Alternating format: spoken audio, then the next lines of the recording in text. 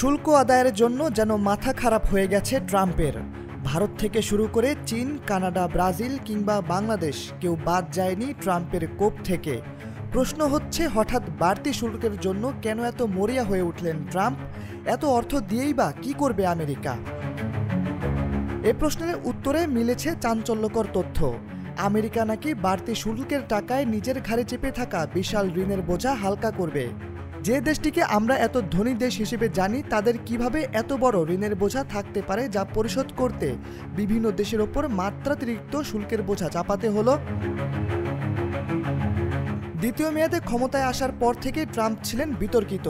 এবছর জুলাইয়ে পাশ হওয়া তার বিগ বিউটিফুল বাজেট বিল নিয়ে শুরু থেকেই ছিল সমালোচনা। তখন সমালোচকরা বলেছিলেন, যুক্তরাষ্ট্রের $33 ট্রিলিয়ন ঋণে অন্তত আরও $3 ট্রিলিয়ন যোগ হবে। বাস্তবে হয়েছেও তাই।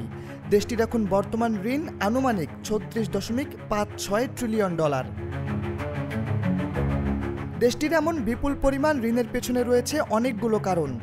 সম্প্রতি ডলারের মান কমে আসা দেশটিতে বিনিয়োগকারীদের উচ্চ হারে সুদ নির্ধারণ করা একটি বিশেষ কারণ।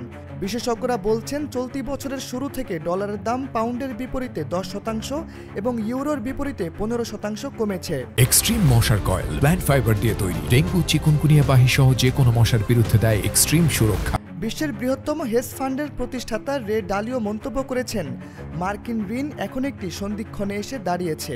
আমি নিশ্চিত মার্কিন আর্থিক অবস্থা এখন একটি বাঁক বদলের মুখে এসে দাঁড়িয়েছে।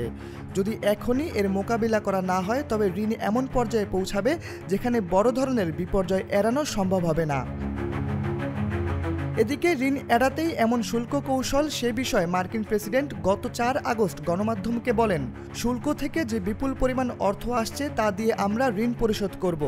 আমাদের দেশে প্রচুর অর্থ আসছে, দেশের ইতিহাসে এত পরিমাণ অর্থ আগে কখনো আসেনি। যুক্তরাষ্ট্রের অর্থ বিভাগের হিসাব অনুযায়ী গত জুলাইয়ে শুধু শুল্ক বাবদ মার্কিন প্রশাসন আয় করেছে প্রায় $30 বিলিয়ন। গত বছরের জুলাই মাসের তুলনায় যা 242% বেশি।